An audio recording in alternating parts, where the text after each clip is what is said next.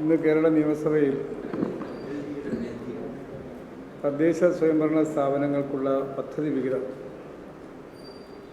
വെട്ടിക്കുറച്ച നടപടിയെ സംബന്ധിച്ചുള്ള അടിയന്തര പ്രമേയമാണ് ഞങ്ങൾ അവതരിപ്പിച്ചത്. അതനുസരിച്ച് 1535 കോടി രൂപയുടെ കുറവ് കഴിഞ്ഞ ബഡ്ജറ്റിൽ ഉണ്ടായിരുന്നത് പുതുക്കിയ ബഡ്ജറ്റിൽ വന്നപ്പോൾ ആ കുറവ് ഉണ്ടായിട്ടുള്ളത് കേരളത്തിലെ തദ്ദേശ സ്വയംഭരണ സ്ഥാപനങ്ങളെ വളരെ ഗുരുതരമായി ബാധിക്കുകയാണ്. തദ്ദേശ സ്ഥാപനങ്ങൾ അതുമായി ബന്ധപ്പെടുത്തിക്കൊണ്ടുള്ള ഒരുപാട് നന്മ നിറഞ്ഞ പദ്ധതികൾ തയ്യാറാക്കുകയും ആ പദ്ധതികൾ ഗ്രാമസഭയിൽ ഉൾപ്പെടെ അംഗീകാരം ലഭ്യമായതുമാണ്. ഗ്രാമസഭയിൽ ഉൾപ്പെടെ അംഗീകരിച്ച് ജനങ്ങൾ ആ വലിയ പ്രതീക്ഷയോടെ നിൽക്കുന്ന ഒരു ഘട്ടത്തിലാണ് ഈ കുറവ് ഉണ്ടായിട്ടുള്ളത്. ഇത് കേരളത്തിലെ ഗ്രാമീണ മേഖലയിൽ വിശേഷിച്ച് വളരെ ഗുരുതരമായി ബാധിക്കുന്ന ഒന്നാണ്. പല പാലിയേറ്റീവ് പ്രവർത്തനങ്ങൾ, ബഡ് സ്കൂളുകളുടെ പ്രവർത്തനം, അതുപോലെ ലൈഫിൻ്റെ വീടിൻ്റെ ഗഡു അടയ്ക്കുന്നതുമായി ബന്ധപ്പെട്ട വിഷയങ്ങളടക്കം വലിയൊരു വിഭാഗം ജനങ്ങളുടെ ക്ഷേമ പ്രവർത്തനങ്ങളെയാണ് ഇത് ബാധിക്കുന്നത്.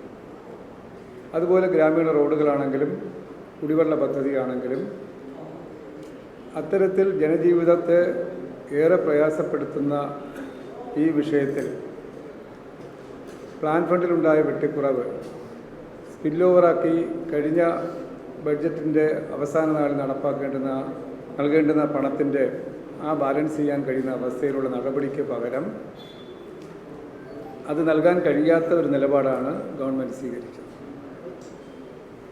ഇതുമായി ബന്ധപ്പെട്ടുള്ള ചർച്ചയിൽ ഭരണ പ്രതിപക്ഷ വ്യത്യാസമില്ലാതെ ബാധിക്കുന്നൊരു വിഷയമായതുകൊണ്ട്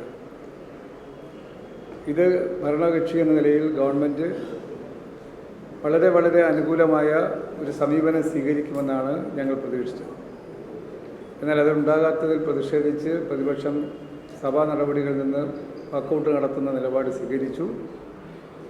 ഇത് പൊതുസമൂഹം ഇനി ചർച്ച ചെയ്യേണ്ട ഒരു പ്രശ്നമാണ്.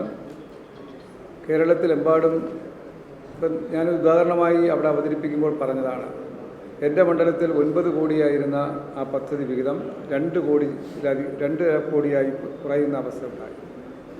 അതുപോലെ മലപ്പുറം ജില്ലയിലെ നിരവധി മുനിസിപ്പാലിറ്റികളിൽ 11 കോടി ഉണ്ടായിരുന്ന മലപ്പുറത്ത് 2.5 കോടിയായി കുറഞ്ഞു. അതുപോലെ പൊന്നാനിയിൽ 9.8 കോടിയായിരുന്നത് 3.3 കോടിയായി മാറി. മഞ്ചേരിയിൽ 10.3 ആയിരുന്നത് 3.4. ഇങ്ങനെ തുടങ്ങി എല്ലാ നഗരസഭകളെ വിശേഷിച്ചും മുനിസിപ്പാലിറ്റികളെ ബാധിക്കുന്ന അവസ്ഥ, പഞ്ചായത്തുകളെ ബാധിക്കുന്ന അവസ്ഥ. അതുകൊണ്ട് ഈ വിഷയം ഗവൺമെൻറ് നിലപാടിൽ ശക്തമായ പ്രതിഷേധം ഞാൻ അറിയിക്കുകയാണ്. അതോടൊപ്പം കേരളത്തിലെ പൊതുസമൂഹം ഈ വിഷയം നന്നായി ചർച്ച ചെയ്യാൻ, ഇതിന് ആവശ്യമായിട്ടുള്ള ബഹുജന അഭിപ്രായം ഉയർന്നു വരേണ്ടതുമായിട്ടുള്ളൊരു വിഷയം ആണെന്നുള്ള കാര്യം ഞാൻ സൂചിപ്പിക്കുക.